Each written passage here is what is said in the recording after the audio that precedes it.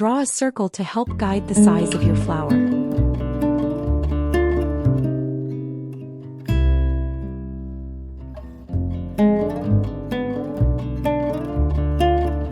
Mark the center of your flower, and sketch the direction your petals will go.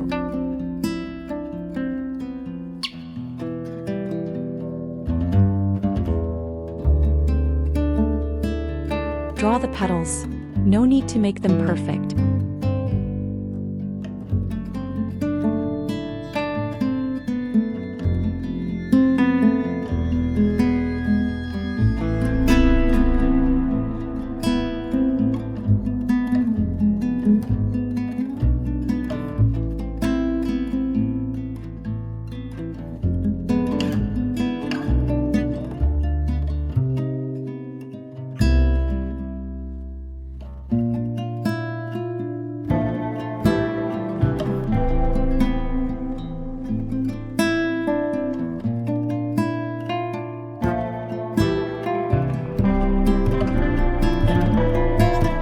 Some details to make it look more realistic.